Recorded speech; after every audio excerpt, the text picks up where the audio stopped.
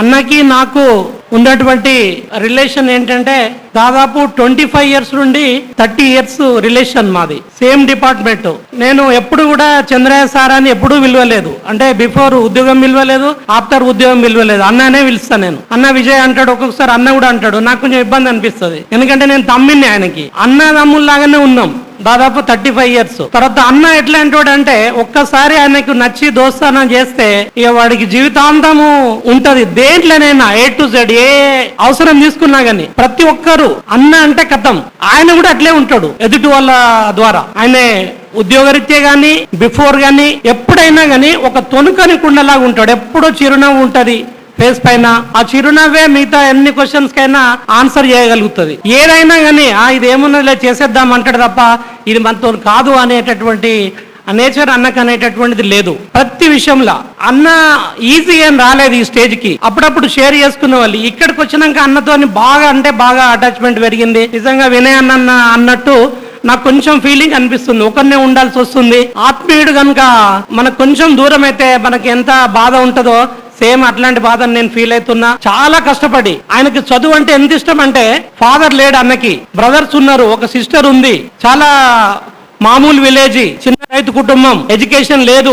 పట్టుదలగా చదివి హాస్టల్ కు వెళ్లి ఎక్కడ కూడా ఫెయిల్యూర్ అనేటటువంటిది కాకుండా PhD సీట్ దొరకడమే కష్టం. ఎంతో మంది ప్రొఫెసర్ వాళ్ళందరికీ ఒప్పించి తర్వాత ఆయన చదువుకున్నటువంటి సికింద్రాబాద్ లో చాలా ఫేమస్ కాలేజీ SP కాలేజీ, ఆయన చదువుకున్నటువంటి కాలేజీలనే ఆయన అసిస్టెంట్ ప్రొఫెసర్ గా ఆయన ఉద్యోగ జీవితాన్ని ప్రారంభించడం అనేటటువంటి జరిగింది.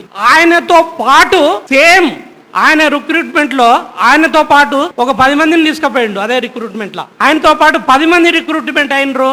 ఆ 10 మంది వాళ్ళు కూడా సేమ్ అన్న ద్వారానే చాలా బ్రహ్మాండంగా వాళ్ళు కూడా వృద్ధిలోకి రావడం అనేటటువంటి జరిగింది. అంటే ఆయన తింటుంటే పక్వానికి ఖచ్చితంగా దాన్ని షేర్ చేస్తాడు. ఇది నాదే కదా అనుకునే రకం అనేటటువంటిది కాదు. కాబట్టి చాలా ఉన్నతమైనటువంటి వ్యక్తిత్వము. ఎందుకంటే అన్ని చూసి వచ్చిండు, కష్టాలు నష్టాలు బాధలు అన్ని చూసి వచ్చిండు.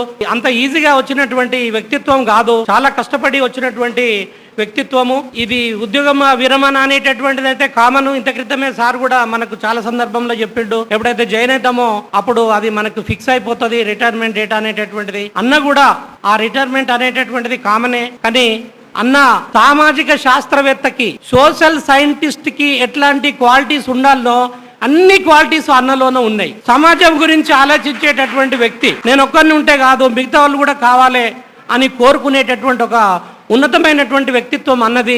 కాబట్టి అన్న అట్లాగే ఈ రిటైర్మెంట్ తర్వాత ఊకోకుండా సామాజిక సేవ అనేటటువంటిది కానీ తర్వాత మిగతా చాలా రంగాలలో అన్నకి అనుభవం ఉంది. ఆ రంగాలలో అన్న కూడా ఆ తర్వాత కూడా తన వంతు కృషి చేయాలని మనస్ఫూర్తిగా కోరుకుంటూ, అట్లాగే వదినకు కూడా చిన్న రిక్వెస్ట్ ఏంటంటే ఇప్పటిదాకా అన్న మిమ్మల్ని చూసిండు, ఇప్పుడు అన్నను మీరు జాగ్రత్తగా చూసుకోవాలి. ఇంటి దగ్గర ఉద్యోగం లేదని అట్లా ఏమనుకోవద్దు. కాబట్టి అట్లా మా తరఫున మీకు రిక్వెస్ట్ చేస్తున్నా. కాబట్టి ఆ సామాజిక సేవలో చాలా ఇంకా కూడా ముందుకు వెళ్ళాలి. అన్నకి చాలా అవకాశాలు ఉన్నాయి.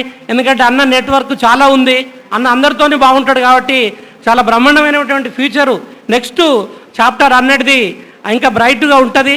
అట్లా ఉండాలని మనస్ఫూర్తిగా కోరుకుంటూ నాకు ఈ అవకాశం ఇచ్చినటువంటి మిగతా కాలేజీ ప్రిన్సిపల్ గారికి, మిగతా మిత్రులందరికీ కూడా ధన్యవాదాలు చెప్తూ హ్యాపీ రిటైర్మెంట్ అన్న.